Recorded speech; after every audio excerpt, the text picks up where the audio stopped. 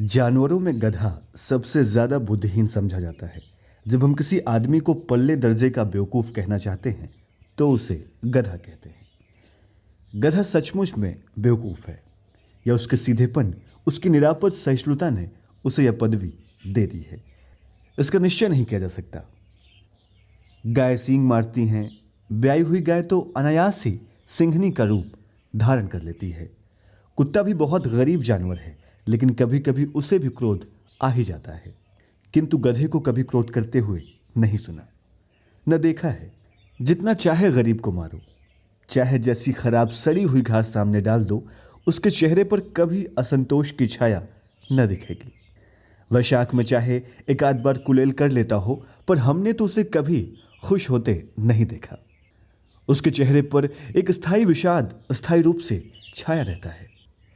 सुख दुख हानि लाभ किसी भी दशा में उसे बदलते नहीं देखा। ऋषियों मुनियों के जितने गुण हैं वे सभी उसमें पराकाष्ठा को पहुंच गए हैं, पर आदमी उसे बेवकूफ कहता है। सद्गुणों का इतना अनादर कहीं न देखा। कदाचित सीधापन संसार के लिए उपयुक्त नहीं है।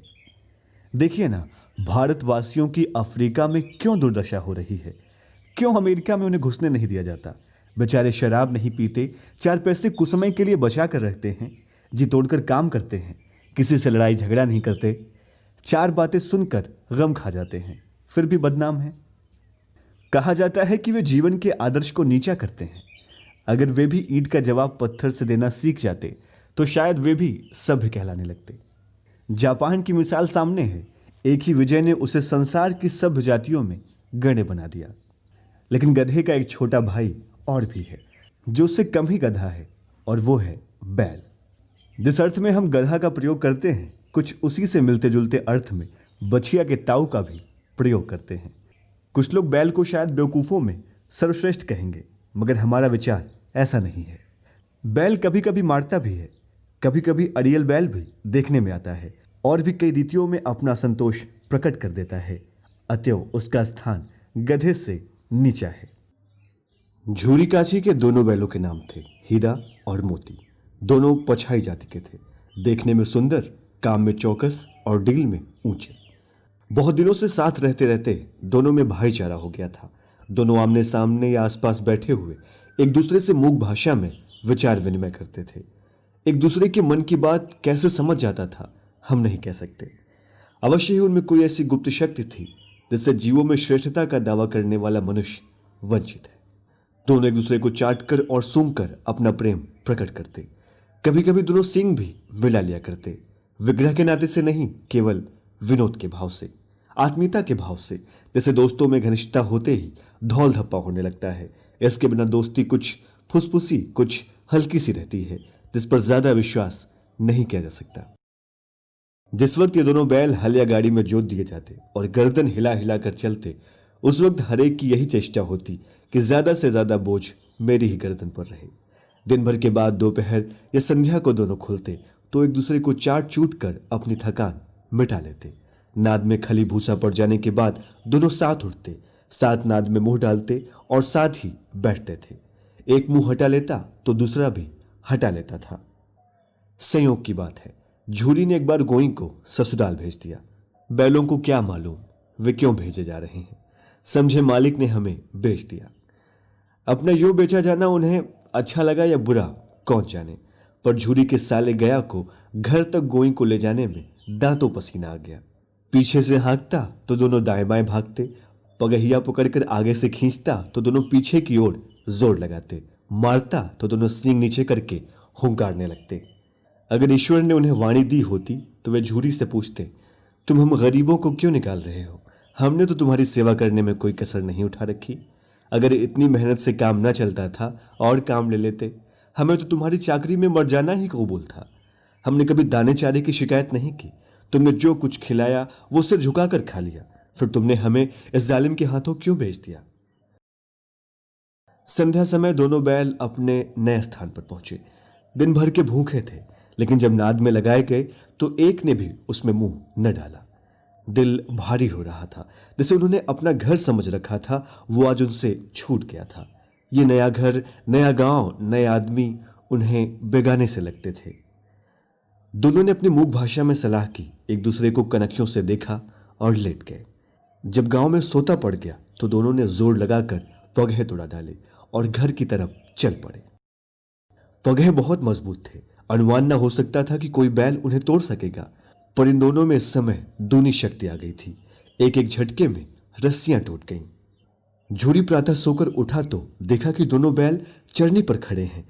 दोनों ही गर्दनों में आधा आधा गराव लटक रहा है, घुटने तक पांव कीचड़ से भरे हैं और दोनों की आंखों में विद्रोह में स्नेह झलक रहा है। झूरी बैलों को देखकर स्नेह से गदगद हो उठा, दौड़कर उन्हें गले लगा लिया। प्रेमालिंगन और चुंबन का वो दृश्य बड़ा ही मनोहर था। घर और गांव के लड़के जमा हो गए, तालियां बजा बजा कर उनका स्वागत करने लगे। गांव के इतिहास में यह घटना अभूतपूर्व न होने के बाद भी महत्वपूर्ण थी।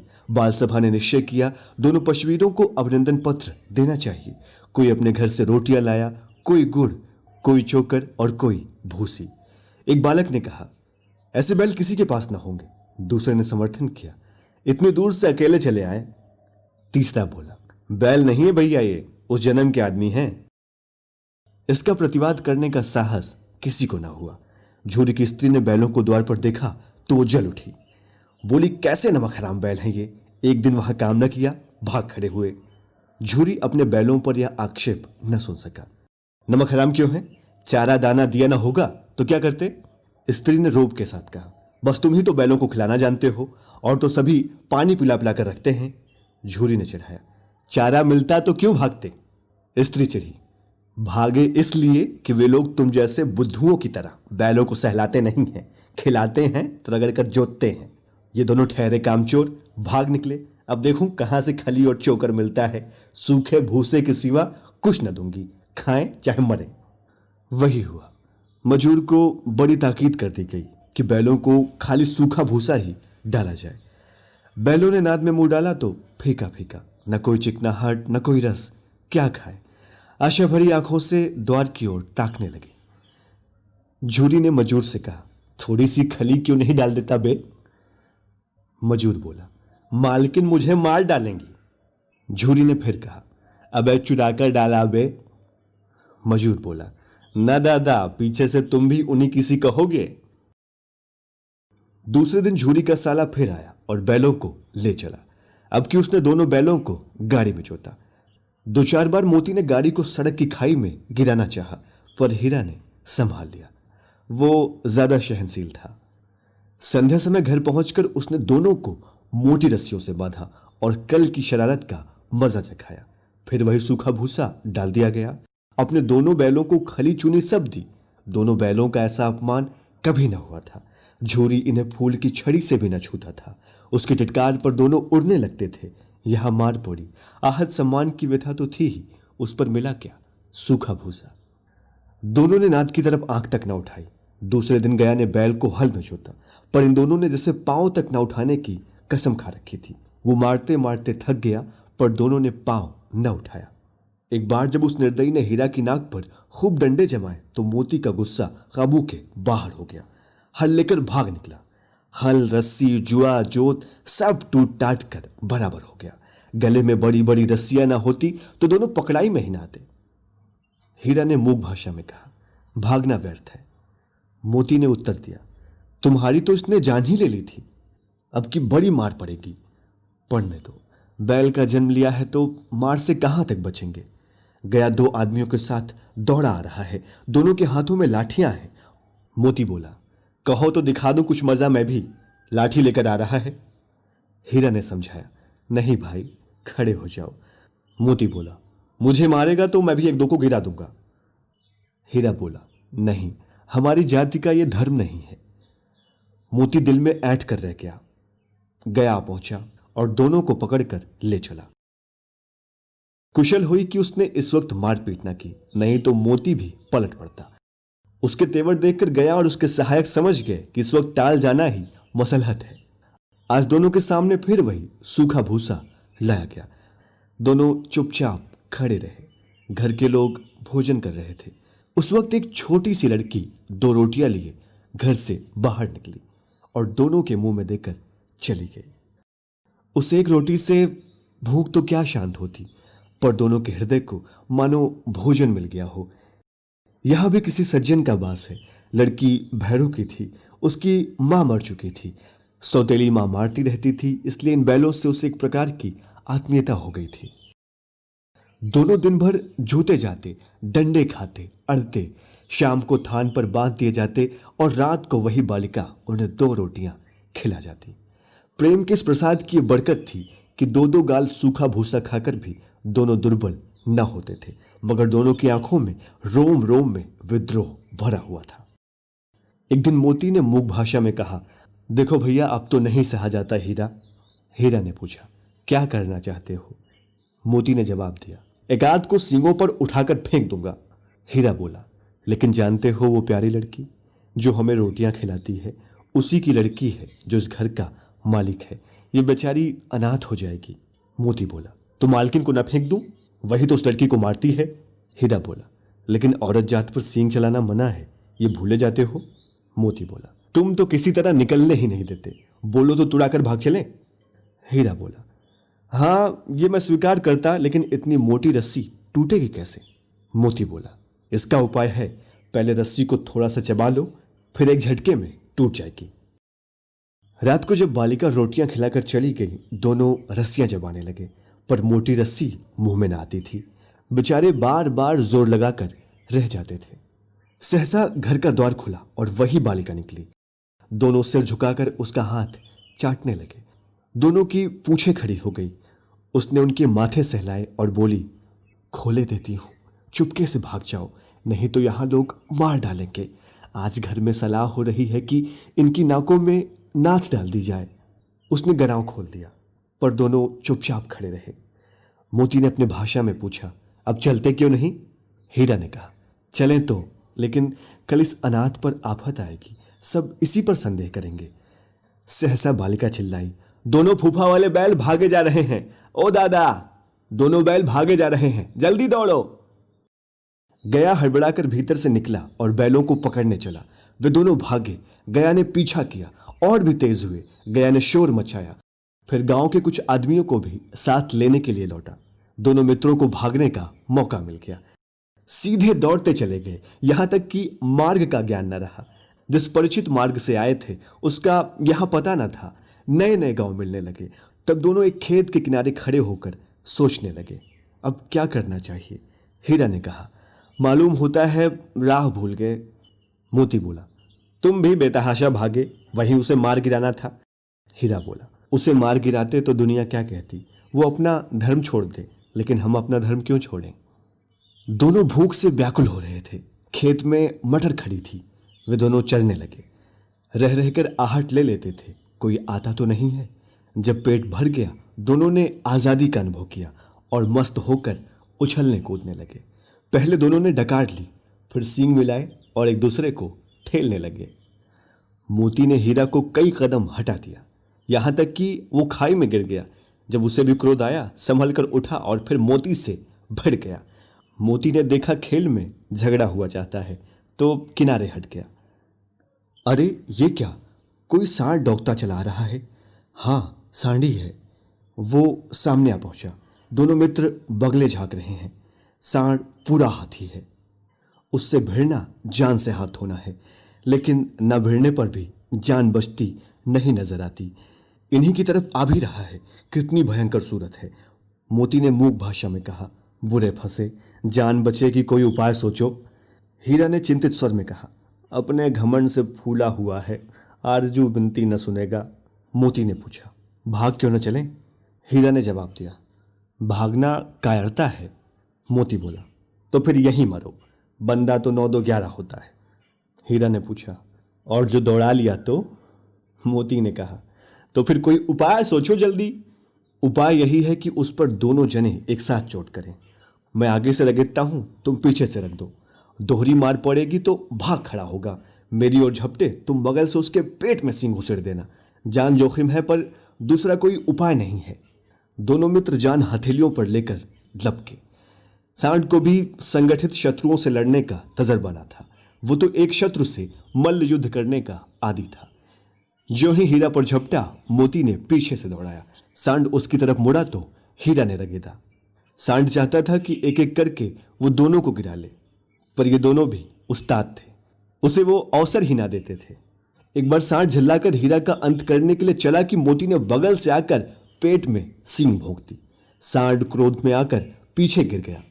सांड क्रोध में आकर पीछे फिरा तो हीरा ने दूसरे पहलू से सींग भोंक दिया। आखिर बेचारा जख्मी होकर भागा और दोनों मित्रों ने दूर तक उसका पीछा किया, यहां तक कि सांड बेदम होकर गिर पड़ा। तब दोनों ने उसे छोड़ दिया। दोनों मित्र विजय के नशे में झूमते चले जाते थे। मोती ने अपने सांकेतिक भाषा में कहा, मेरा तो जी चाहता था कि बच्चा को मार ही डालूं। हीरा ने तिरस्कार किया, गिरे हुए बैरी पर सींग न चलाना चाहिए। मोती बोला, यह सब ढोंग है, बैरी को ऐसा मारना चाहिए कि फिर उठे न। हीरा बोला, अब घर कैसे पहुंचेंगे वो सोचो। मोती ने जवाब दिया, पहले कुछ खा लें फिर सोचें। सामने मटर का खेत था। मोती उसमें घुस गया। हीरा मना कर रहा था पर उसने उसकी एक न सुनी। अभी दो चार घास खाए ही थे कि दो आदमी लाठियां लिए दौड़ पड़े और दोनों मित्रों को घेर लिया। हीरा तो मेड़ पर था, निकल गया। मोती सींचे हुए खेत में था, उसके खुर कीचड़ में धंसने लगे और पकड़ लिया गया। हीरा ने देखा संगी संकट में है तो लौट आया। फंसेंगे तो दोनों फंसेंगे। रखवालों ने उसे भी पकड़ लिया। प्रातःकाल दोनों मित्र कांजी हाउस में बंद कर दिए गए। दोनों मित्रों को जीवन में पहली बार ऐसा साबिका पड़ा कि सारा दिन बीत गया और खाने को एक तिनका भी ना मिला। समझ ही में ना आता था ये कैसा स्वामी है। इससे तो गया फिर भी अच्छा था। यहाँ कई भैंसें थी, कई बकरियां, कई घोड़े, कई गधे, पर किसी के सामने चारा ना था। सब जमीन पर मुर्दों की तरह पड़े थे। कई तो इतने कमजोर हो गए थे कि खड़े भी नहीं हो सकते थे। सारा दिन दोनों मित्र फाटक की ओर टकटकी लगाए ताकते रहे, पर कोई चारा लेकर आता न दिखाई दिया। तब दोनों ने दीवार की मिट्टी को ही चाटना शुरू कर दिया, पर इससे क्या तृप्ति होती। रात को भी जब कुछ भोजन ना मिला तो हीरा के दिल में विद्रोह की ज्वाला दहक उठी। मोती से बोला, अब तो नहीं रहा जाता मोती। मोती ने सिर लटकाए हुए जवाब दिया, मुझे तो मालूम होता है प्राण निकाल रहे हैं। हीरा बोला, इतनी जल्द हिम्मत ना हारो भाई, यहां से भागने का कोई उपाय निकालना चाहिए। आओ दीवार तोड़ डालें। मोती बोला, मुझसे तो अब कुछ नहीं होगा। हीरा बोला, बस इसी बूते पर अकड़ते थे, सारी अकड़ निकल गई। बाड़े की दीवार कच्ची थी। हीरा मजबूत तो था ही। अपने नुकीले सींग दीवार में गड़ा दिए और जोर मारा तो मिट्टी का एक चिप्पड़ निकल आया। फिर तो उसका साहस बढ़ा। इसने दौड़ दौड़ कर दीवार पर चोटें की और हर चोट में थोड़ी थोड़ी मिट्टी गिराने लगा। उसी समय काजी हाउस का चौकीदार लालटेन लेकर जानवरों की हाजिरी लेने निकला। हीरा का उजापन देखकर उसने उसे कई डंडे रसीद किए और मोटी सी रस्सी से बांध दिया। मोती ने पड़े पड़े कहा, आखिर मार खाई, क्या मिला? हीरा बोला, अपने बूते पर जोर तो मार दिया। मोती बोला, ऐसा जोर मारना किस काम का कि और बंधन में पड़ गए। हीरा बोला, जोर तो मारता ही जाऊंगा, चाहे कितने ही बंधन पड़ते जाएं। मोती बोला, जान से हाथ धोना पड़ेगा। हीरा बोला, कुछ परवाह नहीं है, यो भी तो मरना ही है। सोचो, दीवार खुद जाती तो कितनी जानें बच जाती। इतने भाई यहाँ बंद हैं, किसी के देह में जान नहीं है। 2-4 दिन और यही हाल रहा तो सब मर जाएंगे। मोती बोला, हाँ ये बात तो है। अच्छा तो लाओ फिर मैं भी जोर लगाता हूँ। मोती ने भी दीवार में उसी जगह सींग मारा। थोड़ी सी मिट्टी गिरी तो हिम्मत और बढ़ी। फिर तो वो दीवार में सींग लगाकर इस तरह जोर करने लगा मानो किसी प्रतिद्वंदी से लड़ रहा है। आखिर में कोई 2 घंटे की जोर आजमाई के बाद दीवार ऊपर से लगभग 1 हाथ गिर गई। उसने दूनी शक्ति से दूसरा धक्का मारा तो आधी दीवार गिर पड़ी। दीवार का गिरना ही था कि अधमरे से पड़े सभी जानवर चेत उठे। तीनों घोड़ियां सरपट भाग निकली, फिर बकरियां निकली, इसके बाद भैंसें भी खिसक गईं, पर गधे अभी तक ज्यों के त्यों खड़े थे। हीरा ने पूछा, तुम दोनों क्यों नहीं भाग जाते? एक गधे ने कहा, जो कहीं फिर पकड़ लिए जाएं तो। मोती बोला, तो क्या हरज है, अभी तो भागने का अवसर है। गधा बोला, हमें तो डर लगता है, हम यहीं पड़े रहेंगे। आधी रात से ऊपर जा चुकी थी। दोनों गधे अभी तक खड़े सोच रहे थे कि भागें या ना भागें। मोती अपने मित्र की रस्सी तोड़ने में लगा हुआ था। जब वो हार गया तो हीरा ने कहा, तुम जाओ, मुझे यहीं पड़ा रहने दो, शायद कहीं भेंट हो जाए। मोती ने आंखों में आंसू लाकर कहा, तुम मुझे इतना स्वार्थी समझते हो हीरा? हम और तुम इतने दिनों एक साथ रहे हैं, आज तुम विपत्ति में पड़ गए तो मैं तुम्हें छोड़कर अलग हो जाऊं? मोती गर्व से बोला। जिस अपराध के लिए तुम्हारे गले में बंधन पड़ा, उसके लिए अगर मुझ पर मार पड़े तो क्या चिंता? इतना तो हो ही गया कि 9-10 प्राणियों की जान बच गई, वे सब तो आशीर्वाद देंगे। ये कहते हुए मोती ने दोनों गधों को सींग से मार मार कर बाड़े के बाहर निकाला और तब अपने बंधु के पास आकर सो गया। भोर होते ही मुंशी और चौकीदार तथा अन्य कर्मचारियों में कैसी खलबली मची, इसे लिखने की जरूरत नहीं। बस इतना ही काफी है कि मोती की खूब मरम्मत हुई और उसे भी मोटी रस्सी से बांध दिया गया। 1 सप्ताह तक दोनों मित्र बंधे पड़े रहे। किसी ने चारे का एक तृण भी ना डाला। हाँ, एक बार पानी दिखा दिया जाता था, यही उनका आधार था। दोनों इतने दुर्बल हो गए कि उठा तक न जाता। ठठरियां निकल आई थीं। एक दिन बाड़े के सामने डुग्गी बजने लगी और दोपहर होते होते वहां 50-60 आदमी जमा हो गए। तब दोनों मित्र निकाले गए और उनकी देखभाल होने लगी। लोग आ आकर उनकी सूरत देखते और मन फीका करके चले जाते। ऐसे मृतक बैलों का कौन खरीदार होता? सहसा एक दढ़ियल आदमी, जिसकी आंखें लाल थीं और मुद्रा अत्यंत कठोर, आया और दोनों मित्रों के कुल्हों में उंगली गोदकर मुंशी जी से बातें करने लगा। उसका चेहरा देखकर दोनों मित्रों के दिल कांप उठे। वो कौन है और उन्हें क्यों टटोल रहा है, इस विषय में उन्हें कोई संदेह न हुआ।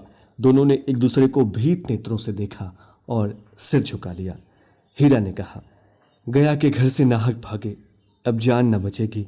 मोती ने अश्रद्धा के भाव से उत्तर दिया, कहते हैं भगवान सबके ऊपर दया करते हैं, उन्हें हमारे ऊपर दया क्यों नहीं आती? हीरा ने जवाब दिया, भगवान के लिए हमारा मरना जीना दोनों बराबर है। चलो अच्छा ही है, कुछ दिन उसके पास तो रहेंगे।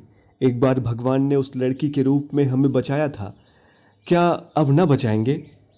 मोती बोला, यह आदमी छुरी चलाएगा, देख लेना।